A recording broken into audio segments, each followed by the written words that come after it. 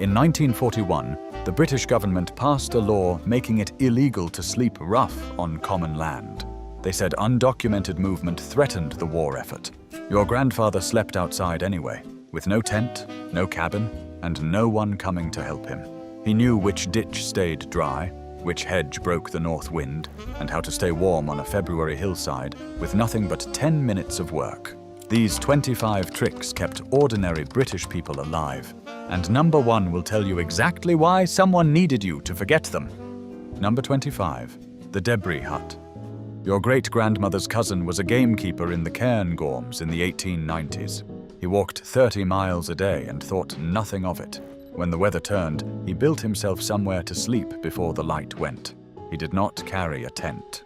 He built from what the ground gave him. Lean a long branch, at least 7 feet, against a fork in a standing tree at roughly hip height. Pile shorter branches along both sides at a 45-degree angle. Cover the whole structure with leaves, bracken, dead grass, or moss to a depth of no less than 2 feet. That depth is the difference between a shelter that insulates and one that does not. The interior should be just wide enough for your shoulders, no wider. Your body heat is your heat source. A 2014 study from the University of Gloucestershire confirmed that a correctly built debris hut can hold an interior temperature 15 to 20 degrees above the outside air, with no fire and no sleeping bag. Your great-grandmother's cousin did not need that study. He had the Cairngorms. Number 24, the turf wall.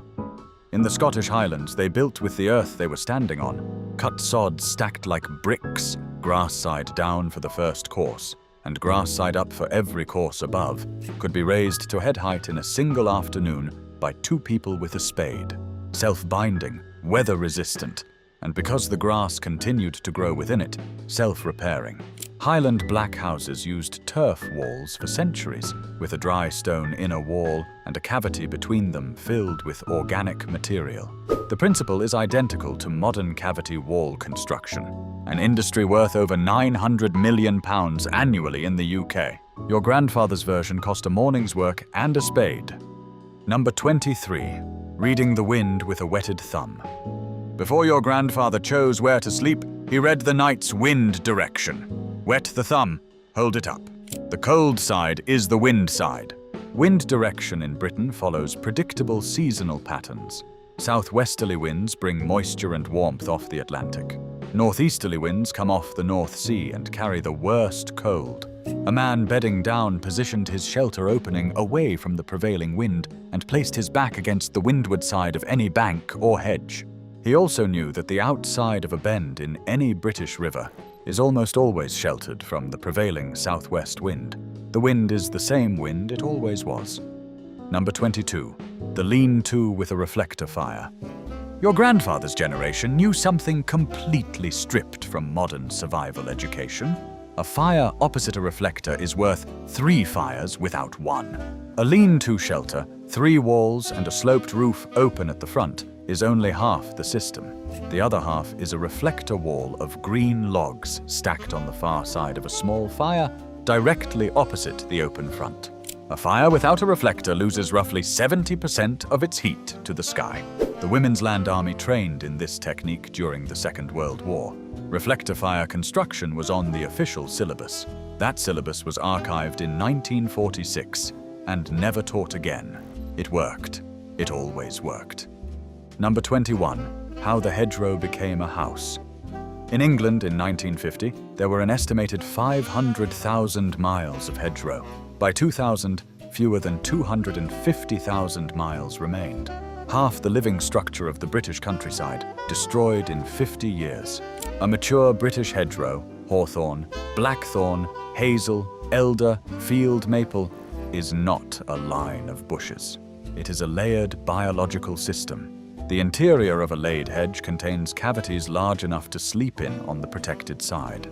Travelers and drovers used hedgerow cavities as overnight shelter throughout the Victorian and Edwardian eras. Find a section of mature laid hedgerow. Push through to the inner side, away from the prevailing wind. Clear the base with a stick. Stuff the gaps in the canopy with bracken or dead leaves. You have a shelter wind-tested for 100 years with its own insulating material, invisible from the outside. The Agricultural Development and Advisory Service advised farmers through the 1950s, 60s, and 70s to remove hedgerows at 8,000 miles per year to qualify for government efficiency grants. The farms got bigger, the farmers got paid, and the living libraries of the British countryside were fed into burning piles. The Hedgerows Regulations Act finally arrived in 1997, 40 years too late. Your grandfather knew every hedge on his parish boundary. He knew which ones broke a February wind at 2 in the morning. That chain is now broken. It does not have to stay broken. Number 20. The Bothy Principle. Before the Highland clearances emptied the glens, every township held to a principle of communal shelter. A traveling man in trouble was the community's problem. Shelter was a moral obligation, not a commercial transaction. The Mountain Bothies Association now maintains 100 open shelters across Scotland, in a country where the weather can kill within hours. Know where the bothies are in your region? Know where unlocked farm buildings stand. That knowledge is shelter, not a tent. Knowledge.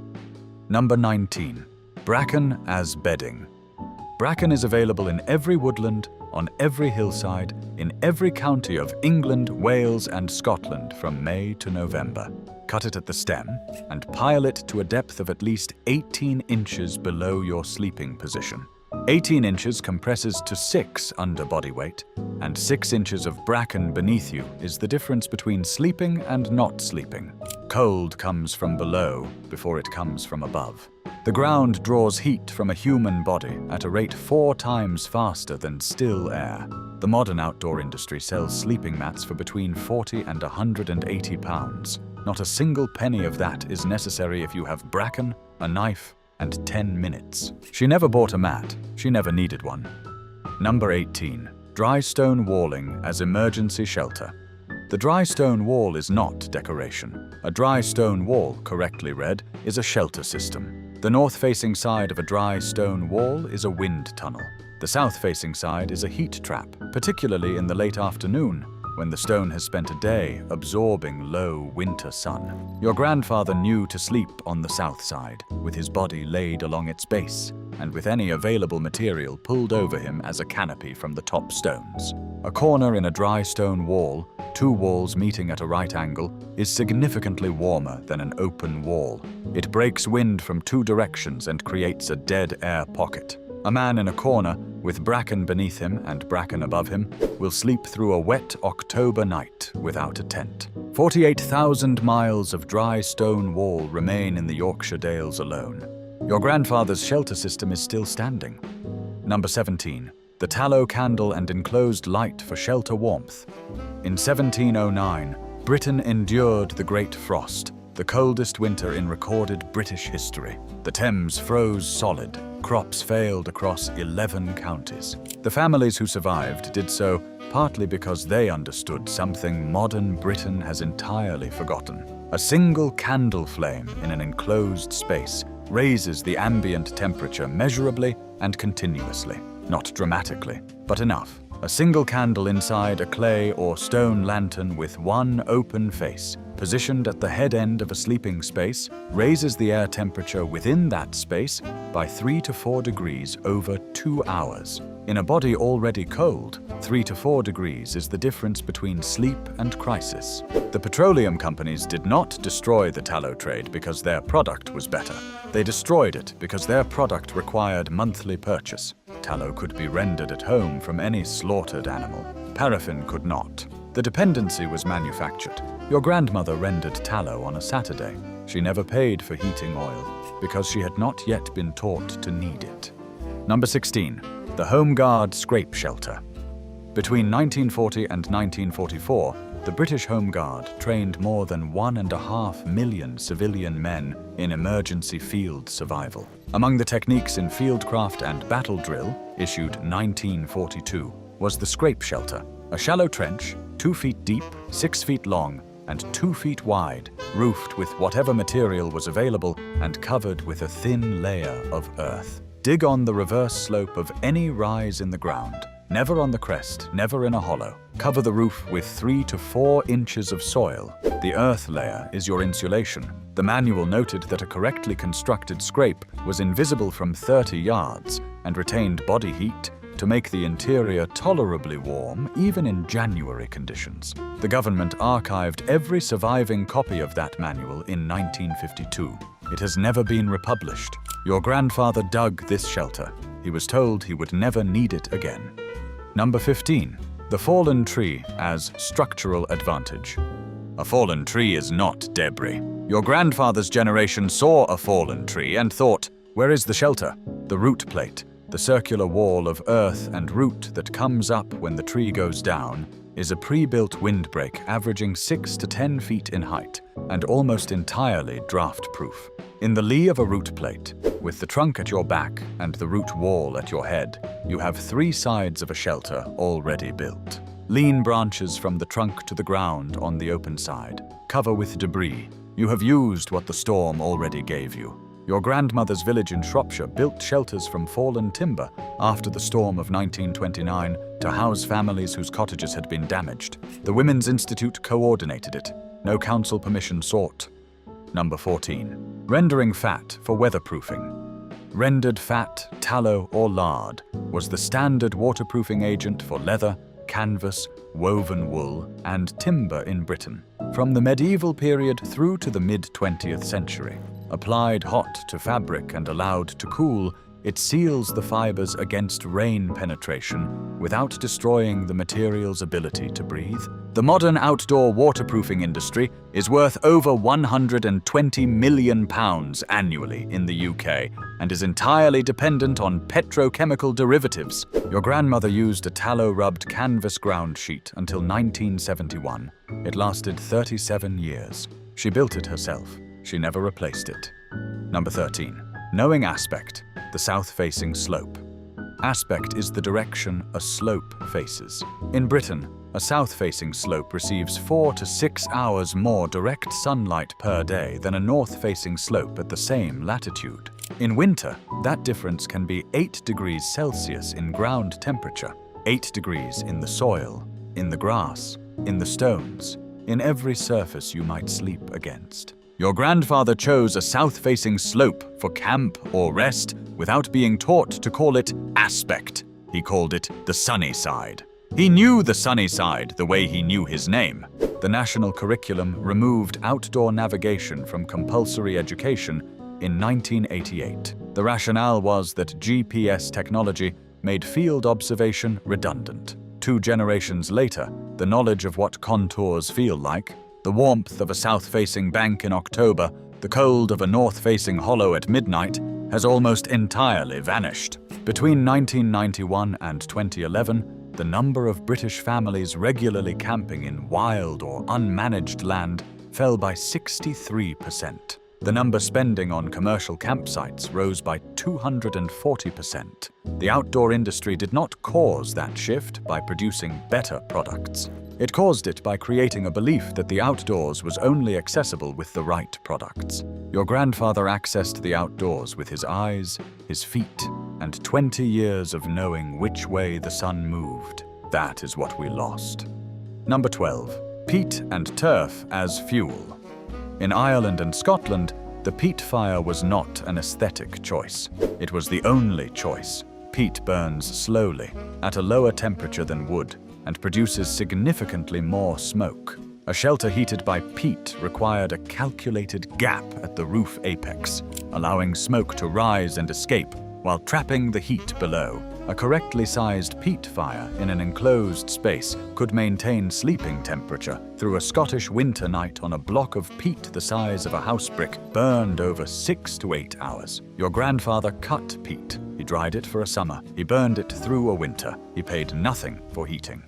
Number 11. The wind direction rule for finding shelter. Before your grandfather chose a site to shelter, he walked in a straight line for 2 minutes directly into the wind, looking for the point at which it dropped. The point at which the wind dropped was always behind a natural barrier, a bank, a wall, a rise in the ground, a stand of trees. That barrier was his shelter location. He also knew the wind shadow rule. The sheltered area behind a barrier extends downwind for a distance roughly 10 times the height of that barrier. A 5-foot bank shelters 50 feet of ground. Sleep at the center of the wind shadow, not at the base where moisture collects, but at the midpoint of the protected zone. She knew every field on her parish. She knew them by feel and by wind. She never needed permission to survive. Number 10. Wool as the original insulation. Your grandmother wore wool, and the reason was not tradition. It was physics. Wool fiber has a natural crimp that creates air pockets within the fabric. Air pockets are insulation. A wool jumper of 400 grams traps approximately the same volume of insulating air as a down jacket twice its weight. Wool retains approximately 60% of its insulating capacity when wet, which in Britain is the only measurement that matters. A wool blanket draped over a debris hut's entrance reduces heat loss through the opening by up to 40%. Wool stuffed into wall cavities was effective insulation before the word insulation existed as a building term. The British wool industry produced 70,000 tons of fleece annually at its Victorian peak. Today it produces approximately 25,000 tons, with most farmers burning or burying fleece because the price paid by buyers does not cover the cost of shearing. The fleece sits in the field, waiting, free. Your grandmother used every strand. Number 9. The friction fire within a shelter. The friction fire, bow drill or hand drill, is the oldest method of fire lighting in human history. When there are no matches, no lighter, and no fire lighter, it is the method that decides whether the night is survivable. British materials that work: hazel bow, hazel spindle on a willow, or clematis fireboard. Both spindle and board must be completely dry. Not just dry to the touch, but dry to the core, which in a wet British climate means materials stored inside a dry shelter for at least 48 hours before use. The tinder bundle is where beginners go wrong. Dried grass, birch bark inner layer, scraped dry inner bark of clematis, dried moss, or the seed heads of thistle or rosebay willow herb, packed loosely into a bird's nest shape. The coal must transfer into a bundle that allows oxygen in from all sides. Your grandfather learned this from his father. His father learned it in the fields. The knowledge passed hand to hand without being written down for 1,000 years. 2 generations of assuming it was unnecessary have broken that chain almost completely. With the right wood and 40 minutes of practice, it still does. Number 8. Haybox cooking inside a shelter. In 1918, the Board of Trade issued a publication called How to Save Fuel in the Kitchen. Inside was a detailed description of the Haybox cooker, a technology in common use in British working-class households since the 1880s. The Haybox is any box lined entirely with tightly packed insulating material: hay, straw, wool fleece, crumpled newspaper, sawdust. Bring your pot to a rolling boil. Put the lid on. Bury it inside the Haybox. Leave it for 3 to 4 hours. A stew that would require 2 hours of simmering requires 8 minutes at boiling point, followed by 3 hours resting. The fuel saving is between 80 and 90%. A 2009 World Health Organization study confirmed a reduction in cooking fuel requirements, averaging 83%. The study noted the technology had been common in northern European countries until the 1950s, when cheap gas and electricity had made it culturally obsolete. Culturally obsolete? Not functionally obsolete. Culturally. For a family spending £900 a year on cooking fuel, that is a saving of £500 or more for a box. For knowledge, the Board of Trade published in 1918, and that was forgotten by 1975. Your grandmother knew, she just stopped being trusted to know. Number 7. Reading the sky for overnight weather.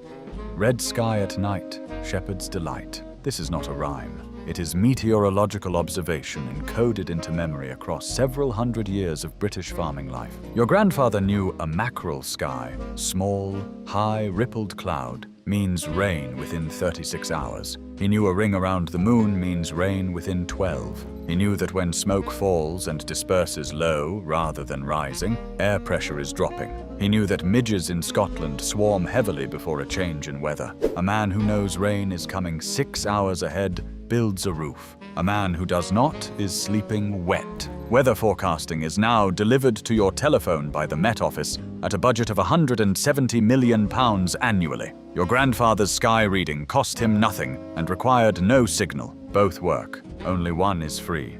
Number 6. The earth cellar as shelter component.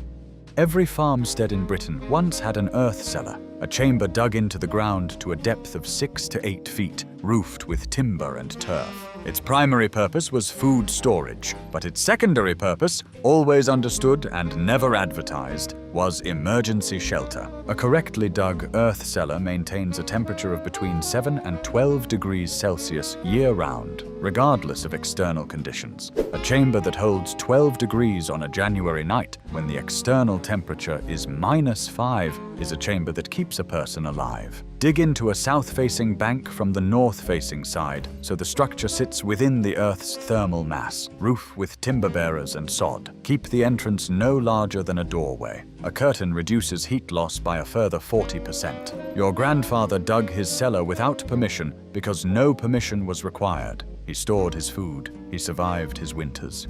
Number 5. The Windbreak hedge. 3 miles southwest of Cirencester in the Cotswolds, there is a farmstead that has been occupied continuously since the 13th century. Every iteration of that farmstead has been built on the protected side of a windbreak hedge, planted, historians believe, in the early 14th century. 700 years of one family understanding that the hedge is the first shelter and the building comes after. Your grandfather planted hedges before he built walls. Hawthorn was his first choice. Dense, thorny, wind-resistant, and self-layering within 7 to 10 years without human intervention. A hawthorn windbreak allowed to grow to 12 feet reduces wind speed on the protected side by 60% at a distance equal to its own height, and by 30% at a distance 10 times its height. The Common Agricultural Policy subsidized hedge removal across Britain from 1973 to 1992. 80,000 miles of hedgerow removed in England alone. The land became colder, wetter, and more exposed with every mile that was cleared. She planted hedges. Her daughter's daughter paid heating bills. Number 4. Bracken thatch for emergency roofing. Every British hillside and every area of uncultivated land contains bracken, and bracken, correctly harvested and laid, makes one of the most effective emergency roofing materials in the natural British landscape. Cut bracken at the stem in late summer or early autumn, when the stalks are dry and the fronds still flexible. Lay it in courses from the bottom of the roof upward, each course overlapping the one below by at least 1/3, with the cut stems pointing up the slope. The stems are the water channels. The fronds are the tiles. Applied to a depth of 6 inches with a roof pitch of no less than 45 degrees, it will shed British rain effectively for a single season. Between the 10th century and the 17th century, bracken thatch was the standard roofing material for temporary agricultural structures across most of Britain. Nobody needed an approved standard. The rain told them if they had done it right. Your grandmother re-thatched her garden store every 3 years with bracken from the hill above the village. The store stood for 60 years. Number 3. The improvised canopy with a wool coat. A wool coat, a heavy wool overcoat of the kind worn universally in Britain until the 1970s, is not destroyed by rain. It is slowed by it. A wool overcoat will stay warm for 45 to 90 minutes of steady rainfall before the wool's insulation begins to compromise. That is long enough to build something. Find 2 upright supports, a fence post, 2 trees, 2 sticks driven into the ground. Drape the coat over them at shoulder height, buttons open, back facing the direction of the rain. The back of a wool overcoat, draped at an angle, sheds rain in the same way a roof sheds it. It is not a waterproof, it is a delay. A delay is enough to build the debris hut beneath it. Your grandfather wore a wool overcoat from October to April for 60 years. He never planned to stand still in the rain. He planned to be doing something useful until the rain stopped. She never stood still in the rain. She built something. Number 2. Orienting by the stars for night shelter finding. Polaris, the North Star. Your grandfather did not call it by that name. He called it the nail in the sky. Every hedgerow walking, ditch sleeping, hill crossing, working man in Britain before the age of the pocket torch knew where north was at night. To find Polaris, locate the plough, 7 bright stars in a rough ladle shape, visible on clear nights in every county of Britain. The 2 stars forming the outer edge of the ladle's cup point directly to Polaris. It is always north. It does not move. A man who knows where north is at night knows where south is. A south-facing hillside at midnight, a south-facing wall, a south-facing bank of earth. All of the warmest shelter in the British landscape faces south. All of it is findable from a single fixed point in the sky that has been there since before Britain had a name. A 2018 survey by the Royal Astronomical Society found that fewer than 12% of British adults could identify Polaris with confidence, a skill that every working man in this country once carried in his body, in his instinct, in his blood, now owned by 12 in 100. The sky has not changed. We have. Number 1. The knowing mind. This is not a trick. It has no steps. There are no measurements and no materials. Consider what your great-grandmother was in the years before the First World War came to remake the world. She was a woman who knew, not from books, not from courses, not from a qualification, but from the accumulated pressure of daily necessity, what the land could give her and what it could not. She knew which slopes were warm at night. She knew how to read a sky, render a fat, cut a bracken bed, and find north from a star her father named for her on a summer night. She was not a survivalist. She simply lived in the world as it was, and the world required her to know these things. Her shelter was not a hobby. It was the difference between her children waking up warm and her children not waking up at all. What changed was not the world. What changed was the terms on which we were offered access to it. Fuel came from a pipe. The pipe required a company. The company required a monthly payment. Shelter came from a builder who required a mortgage. Food came from a shop, which required money, which required work, which required you to be somewhere else, for someone else, from dawn to dark. Everything your great-grandmother knew how to do for herself, to keep warm, to stay dry, to cook, to grow, to store, was slowly replaced by a version of the same thing that required payment to access. Not because the old version stopped working, because the version that required payment was more profitable to provide. She knew how to sleep dry in a field in November. You have been given a mortgage instead.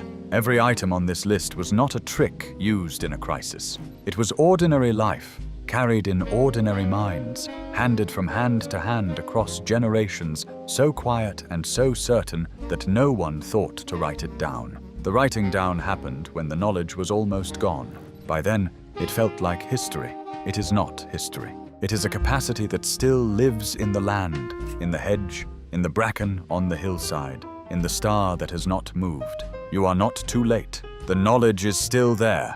It is waiting for the mind that decides to carry it again. Pick one from this list, just one. This week, find a south-facing slope within 5 miles of your home. Sit against it at 3 in the afternoon and feel the difference between that side and the north-facing slope of the same hill. That is your great-grandmother's knowledge, still in the land, still waiting. Or cut bracken from any unmanaged hillside or woodland edge and lay enough of it to sleep on. 18 inches deep. Feel how much warmer the ground is when it is between you and the soil. Or find the plough on the next clear night and follow it to the nail in the sky. Say its name. Remember that your grandfather knew it without being taught. Tell me in the comments which one you tried. Tell me if your grandmother had a haybox, a tallow candle, a bracken mattress. Somebody in your family knew every item on this list. That knowledge is not dead. It is sleeping. It is time to wake it up again.